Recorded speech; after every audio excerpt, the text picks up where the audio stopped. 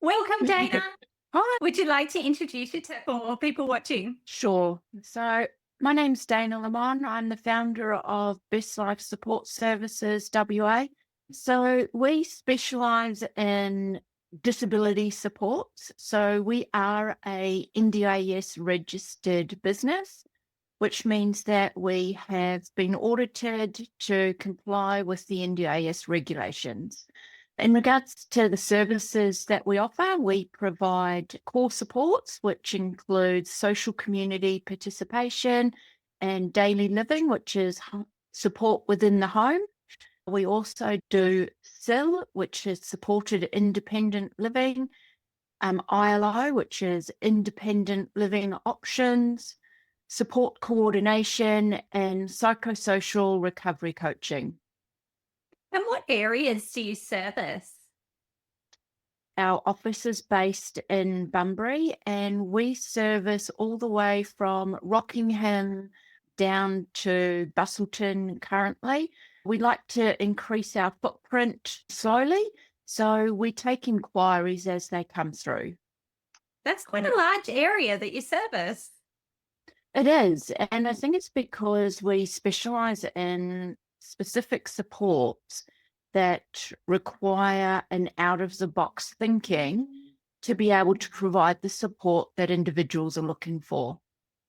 And so, what does it look like if someone was to come and work with you? What sort of process can they expect when they inquire? You can inquire through our website or you can ring our office landline. And when you call, we usually like to hear from you. You tell us what you're looking for, what your need is, and then we'll work with you to understand a little bit about your plan to ensure that you are NDIS funded so that we can deliver the support that you require. And then we'll generally organise a time within the next 2 days to come out and see you for a face-to-face visit. I love that. I think there's so many people out there that don't necessarily know what box they fit in. And so to be able to really customize it to what people need is fantastic. Yeah, and I think that's one of the advantages for us is that we provide a variety of services, being able to ask some really valid questions around what are the things that are problems, issues, or things that they need help navigating that we can identify how we can best support them. Yeah, wonderful. How do you match someone with the right support worker? Wow, that's a really good question. And it's a question that I believe we do really well. What we do is we spend a fair bit of time with the client and their family, understanding who they are and what their needs are, what their interests are, what their aspirations are, and also what their goals are. By spending the time understanding that, then we can look at our current support workers that we have on file and see if we have anyone who matches what they're looking for. If we don't have a match, then we also let the family and the participant know that we need to recruit. And the reason we need to recruit is because we don't have someone who would be the ideal match for them. So I guess I'd like to just share a story about matching that we did that has resulted in phenomenal success for this man.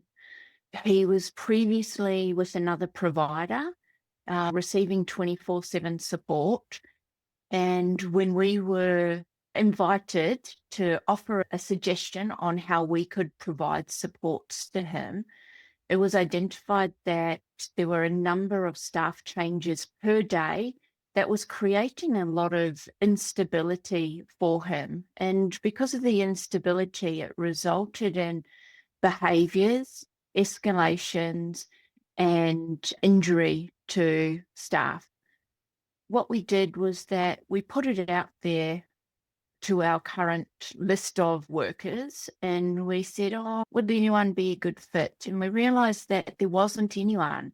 So then we put a CCAD out and we I'm trying to think how many, maybe we did 7 interviews and really got to understand these people that were prepared to go and live with this man and provide majority of his day-to-day supports. We were successful in finding a couple who moved from Brisbane to live with him for a year. And what they did was that they provided consistent support, a stable environment, but also it became very predictable for him. He knew who was going to be at home for him after he'd been out on support. And so what we saw over the time that he was with us was that behaviours reduced. He no longer had escalations, or if he did, it was due to other instances. Being unwell, being in pain were reasons for behaviours, is what we identified. So that was a success, and we were able to provide a stable home environment for him where he actually enjoyed being at home and having the people around him that supported him to be the best version of himself. What an amazing success story, hey? Yeah. That's so good. I love it. We had the two separate people. They came to us and they were receiving a couple of hours of support a week. So we're being underserviced, basically. And when they came to us, they came with some really strict parameters of what they actually wanted from support workers. And we said, okay, we'll do our best to facilitate that. And then what we realized was that given the opportunity to have regular daily support, so 5 days a week, those parameters and requirements that they asked for were no longer required because we started to provide some consistency and some support workers who were able to deliver what we always said we could do right at the beginning. And I think when we have families that have been underserviced, they haven't had a provider that considers who they are as an individual, so the person with the disability is not considered, then you're not going to get the best out of them and the best support. So we have this man who currently receives 5 days of support, and he is happy to engage with any of our support workers because they listen, they focus on what his goals are, and his goals are currently getting to the sports centre and swimming and going into the sauna, the spa, and for his mental well-being, that's what he's identified as important to him.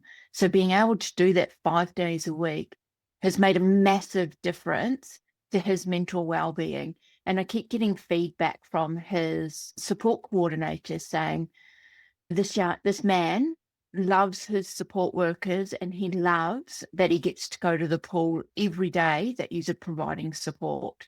And that fills my heart because all we want to do is provide opportunities for people to succeed and excel in their life. That's beautiful. Can you tell me more about the recovery coaching and what that involves? So recovery coaching is a service that we currently provide. We have one recovery coach, but we have others who are interested in doing it. But it's really based on the numbers that are coming through and also ensuring that we're matching the recovery coach to the client who needs to receive the service. So in regards to recovery coaching, it's really focusing on those that have been diagnosed with a mental illness, who are on the path to recovery and who need some support, coaching, guidance to stay well on their mental health journey. So we focus a lot on identifying what their goals are, but also on the individuals identifying how they're feeling it's not always a daily basis because we're not funded to see them daily, but we are funded to provide that service weekly. So we ask them to identify, where do you think you are today on a scale of 1 to 10? 1 is not well, 10 is I'm doing the best I've ever been. So depending on that scale really depends on how we provide the service to them on that day. There's a lot of things that come into play with recovery coaching. And I think that it's really person-centered and it's dictated by the client, because we need to work with them on their journey rather than us telling you that you need to do it a particular way. Yeah, I love that. Can you tell me more about the independent living options that you offer? Yeah, sure. So independent living options is a funding stream under the home and living within the NDIS sector. And our goal here is to support people to work towards their independence. Generally, to be able to access independent living options, people need to have it as a goal, is that they want to work towards independence or living independently. Part of a plan review is that you ask for or request funding to or independent living options. And in your plan, you'll be offered some funding to explore the options, and a report is provided. So it's called an independent living options service proposal report. And this report identifies the level of support required to complete daily tasks. But it's not just daily tasks, it's also about budgeting, your emotional regulation, what you can do independently within the home, and then what you need support with. And if we break that down a little bit, we talk about people may be able to dry the dishes. So they can independently dry the dishes, but they need support to be able to choose the right clothes to wear during the week. So they may not understand that in hot weather, they should be wearing something like shorts and a t-shirt rather than track pants and a hoodie. Or in winter, they're still wearing shorts and a t-shirt because they don't feel the cold, yet they should have a jumper on just because we're sitting in the lower than 10 degrees or something like that. So it's just identifying that need of support that someone requires within the home. Then we also talk about the risks. So if they were to live independently, what are the risks that need to be considered?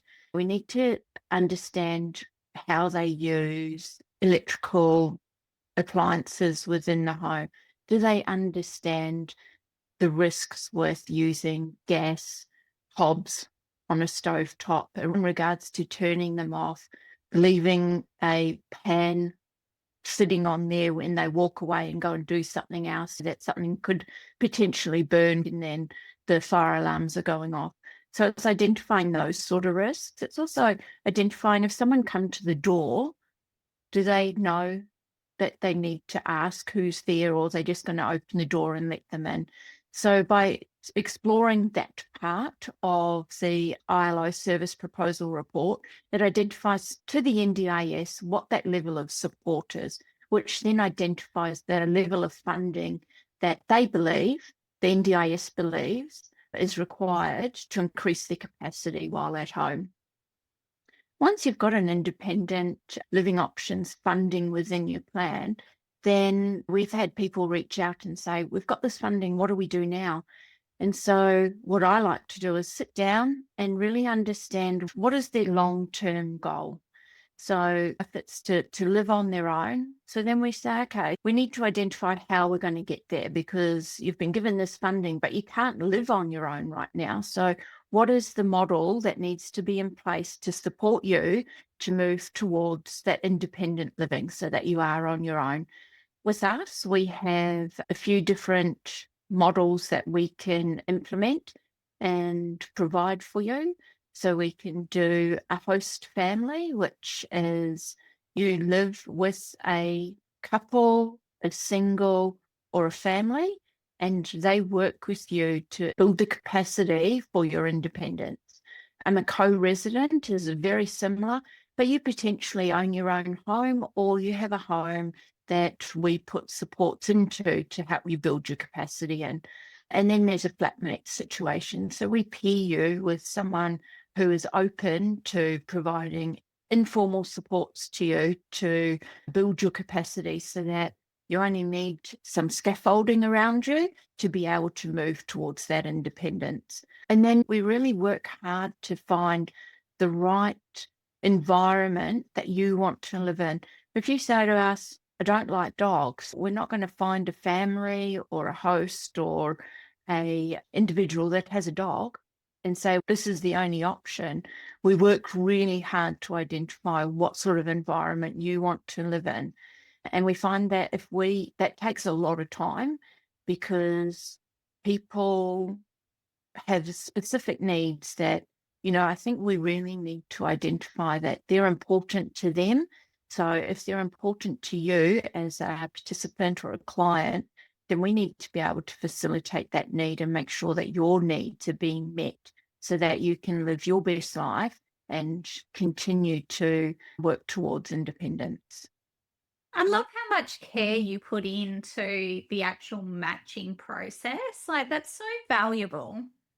It's something that I identified working for other organizations, companies, that is not always at the forefront. And I really wanted it to be part of our value that we provide to people is that we really match our staff, our hosts with our clients, means that we're giving them the best opportunity to succeed.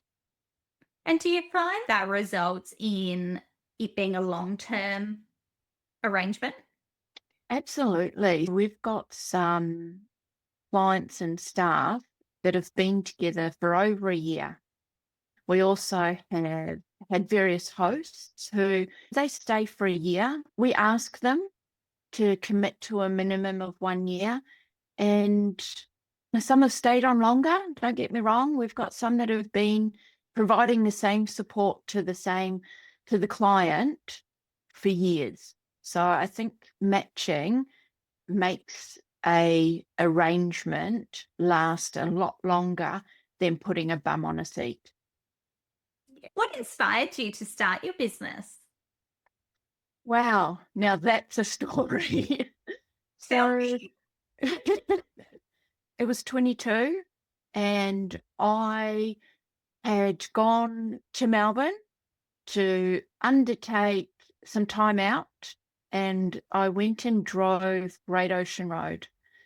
And I did it by myself, and I just pulled up and stayed at different places overnight. I went for 2 weeks, and while I was there, I realized that I was nearing burnout in regards to not that I was a carer, but that caring for so many other people within my role, I needed to have a break. So I took a break. I had 6 months off work, and then I was like, okay, what am I going to do? So I had a coach who talked through with me what were the things that I loved to do, what was I passionate about, and what did I want to do as my next step.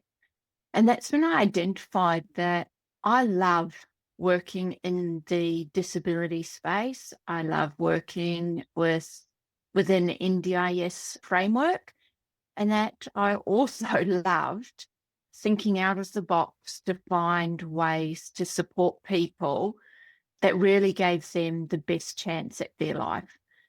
So from there, with my coach, we did a whole lot of brainstorming, and it was decided that rather than going and getting a job, I should start my own NDIS business. And that's how it started. And funnily enough, the name Best Life comes from when I was talking with other managers, other staff that I oversaw. I always used to say, are you giving them their best life? And so because of that, when I said that I was going to go and start my own business, people are you going to call it Best Life? And I was like, I hadn't thought about it. And then I'd had a number of people ask me, are you going to call it Best Life? You always used to say, are you giving them their best life? And I was like, oh, okay. And so that's how the name started. So Best Life Support Services came from something that I'd been saying for years to other people to ensure that we were delivering a service for the people that we were supporting. I love the name Best Life. That's just great. And I love that it was like your little slogan beforehand that you were then able to incorporate. How great's that? Yeah. Now, a question I like to ask all business owners is what advice would you give to someone new starting out in business? I think that do it, just do it. But also, I do believe that you need to have people around you that are going to support you, uplift you, but also provide guidance so that you can succeed. I believe everyone can succeed in business, but I believe you also need to have the right coaches, mentors, and advocates that are in your corner to be able to start. Yeah, absolutely. I agree 100%. Thank you so much for your time today, Dana. If someone watching wants to connect in with you, what's the best way to connect? The best way to connect would be through our website, which is bestlifesupportserviceswa.com.au. Perfect. Thanks so much, Dana. You're welcome.